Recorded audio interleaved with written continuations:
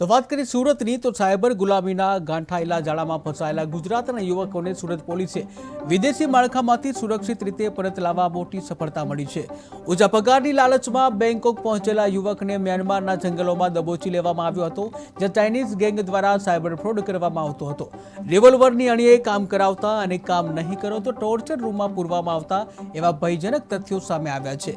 આ રેકેટમાં ધરપકડ થયેલા 4 એજન્ટોની પૂછપરછના આધારે સુરત અને વડોદરાના યુવકોને પરત લાવવા ગુપ્તચર એજન્સીએ જે ગુપ્ત ઓપરેશન હાથ ધર્યું હતું અને વાત છે કે હાલ પણ 300થી વધુ ભારતીય યુવકો આ સાયબર સ્લેવરીમાં શિકાર બન્યા છે। એમાં હવે અમે લોકોએ ચોથો એજન્ટ પકડી લીધું છે। એ વડોદરાનું છે અને એમનું નામ આકિબ છે।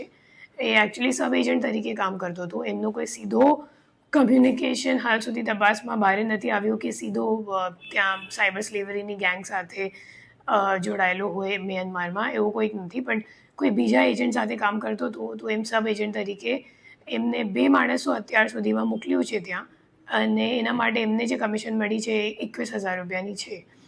એના સિવાય અત્યાર સુધીમાં તપાસમાં એમ સામે આવ્યું છે કે જે સૌથી મોટો જે એજન્ટ છે નિપેન્દ્ર ચૌધરી, એ હાલ સુધીમાં એમના મોબાઈલથી અમે લોકોને જે મળ્યું છે એમાં 30 જેટલા બિનાન્સ અથવા ટ્રસ્ટ વોલેટનો ટ્રાન્ઝેક્શન્સની વિગતો છે। એના સિવાય અમે લોકોને 51 જેટલા પાસપોર્ટો પણ મળ્યા છે, પાસપોર્ટની કોપી એમના ફોન પર। અને એ જે પાસપોર્ટ છે તમામ પાસપોર્ટ મતલબ શ્રીલંકાનું છે, ઇથિયોપિયાનું છે અને ઇન્ડિયાનું છે।